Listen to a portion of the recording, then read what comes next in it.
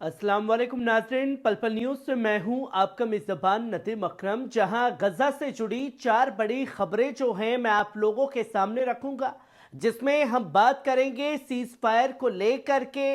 एक मसौदा जो है पूरी तरीके से पेश कर दिया गया है, जो कि तस्वीर लोगों के सामने आ रही है। वहीं हम इसमें बात करेंगे यहिया सिनवार के जनाजे को लेकर के इजराइल द्वारा उठाए गए बड़े कदम की। ये तमाम बड़ी खबरें जो हैं आप लोगों के सामने रखूंगा, जहां कुछ लोगों की लगातार शिकायतें हैं कि नदीम भाई आप जंग की खबरों को ज्यादा से ज्यादा दिखाएं, दुनिया भर में क्या कुछ हो रहा है उसे ज्यादा से ज्यादा हमारे साथ साझा करें। पर आपके नदीम भाई जो हैं 10 जगह से लतिया करके निकाले गए वाले एंकर तो है नहीं, जो सिर्फ एक रूम में बैठ करके अपनी पत्रकारिता करें।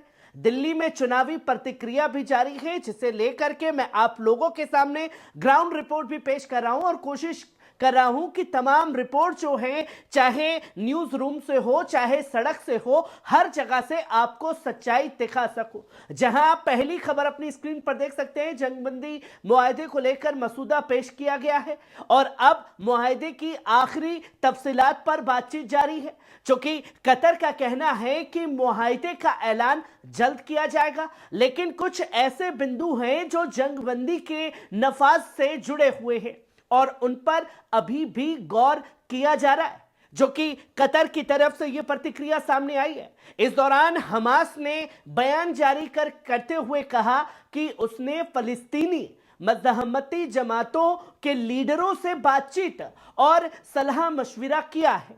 हमास ने बताया है कि दोहा में जारी बातचीत में हासिल होने वाली पेश रफ्ता की इत्तला मज़हमती लीडरों को पूरी तरीके से दे दी गई है। हमास ने वाजे किया है कि जंगबंदी और कैदी तबादला मुआहदे के नतीजे तब तक पहुंचने के लिए यह सिलसिला जारी रहेगा।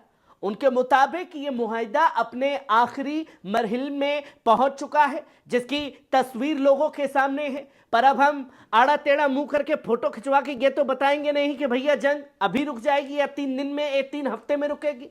वहीं आप दूसरी खबर अपनी स्क्रीन पर देख सकते हैं, जहां एक अहम बातचीत चल रही है, जिसमें इजराइल गजा जंग को खत्म करने के लिए जंगबंदी और कैदी तबादले के मुआहदे को आखिरी शक्ल दी जाएगी, जिसको लेकर अमेरिकी सदर जो बाइडेन ने आधी रात को बातचीत में हुई पेशरफ्त का हवाला देते हुए इस मुआहदे के करीब होने की उम्मीद जताई है।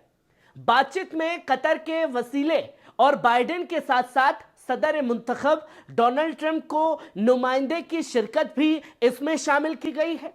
सूत्रों के मुताबिक मुआहदे का आखिरी मसूदा इजराइल और हमास दोनों को सोमवार को पेश किया गया है।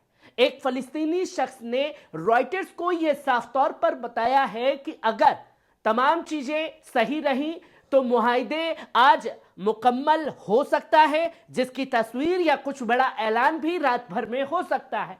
इसी दौरान अमेरिकी वजीरे खारजा एंटनी ब्लिंकन ने मंगलवार को गजा के लिए जंग के बाद की योजना पेश करने की उम्मीद भी जताई है, जैसा कि एक्सियोस ने अपनी रिपोर्ट में इसका खुलासा किया है। वहीं आप तीसरी खबर भी गजा से जुड़ी देख सकते हैं। गजा में पानी का संगीन बहरान चल रहा है। गजा की वाटर अथॉरिटी ने इस बात का बड़ा खुलासा किया है कि 2024 में इजरायली कंपनी मेको रोट ने पानी की खरीदारी 13.8 मिलियन क्यूबिक मीटर रही, जिसकी लागत 54 मिलियन शेकिल यानी कि 14.8 मिलियन डॉलर से ज्यादा है। यह आंकड़ा अक्टूबर 2023 के 18.5 मिलियन क्यूबिक मीटर से काफी कम है। इस कमी की वजह से इजराइल की सजावार पाबंदियां और पानी को जंग के हथियारों के तौर पर इस्तेमाल करना है। अथॉरिटी ने यह साफ तौर पर बताया कि समेत पानी की सप्लाई को गजा के शुमाली, वस्ती और जनूबी इलाकों में तकसीम करने के लिए कोशिशें जारी हैं। इसके अलावा पाइपलाइन, रिजर्वायर और डेसिलेशन स्टेशनों की मरम्मत और बहाली का काम भी किया जा रहा है। साथ ही पानी पंपिंग ऑपरेशंस जारी रखने के लिए जरूरी ईंधन की सप्लाई को यकीनी बनाने की जद्दोजहद भी जारी है। आलमी तंजीमों की रिपोर्ट के आलमी इदारे के मुताबिक गजा के 2.3 मिलियन बाशिंदे अब औसतन सिर्फ 3 लीटर पानी रोजाना पर गुजर बसर कर रहे हैं, जो 15 लीटर की इमरजेंसी स्टैंडर्ड से काफी कम है। इजरायली जंग ने गजा में 700 से ज्यादा कुओं और डेसिलेशन पॉइंट्स को तबाह कर दिया है। इसके अलावा ईंधन और बिजली की कमी की वजह से 5 वेयर वाटर ट्रीटमेंट प्लांट और 65 सीवेज पंपिंग स्टेशनों को बंद कर दिया गया है।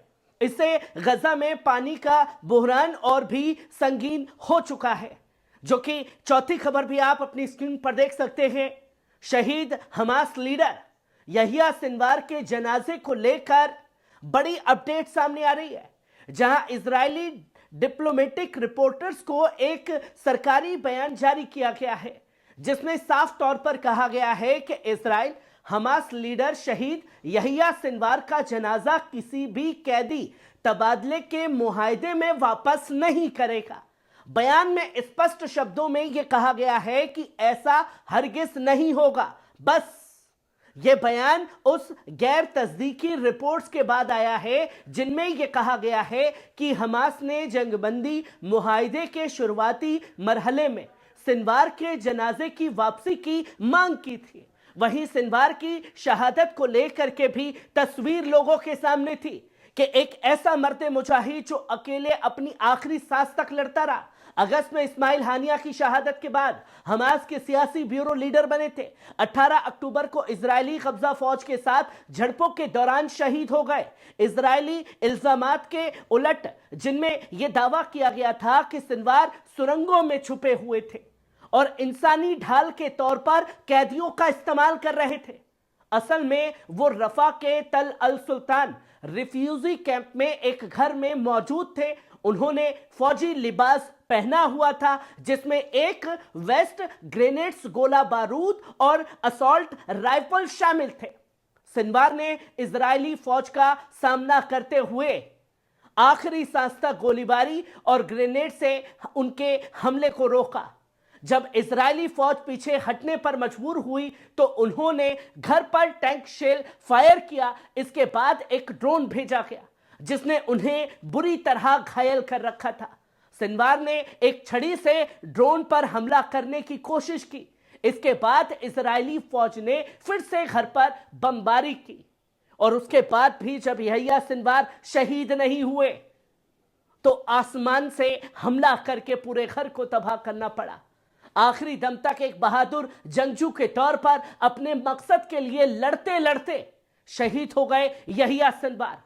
और यहिया सिनवार के जनाजे को लेकर के ये बड़ी अपडेट, जिसमें इजराइल की तरफ से इनकार कर दिया गया कि वो यहिया सिनवार के जनाजे को हमास को हरगिज सौंपने वाला नहीं है। ऐसी ही तमाम बड़ी खबरों से आपको रूबरू कराता रहूंगा। दीजिए इजाजत, शुक्रिया।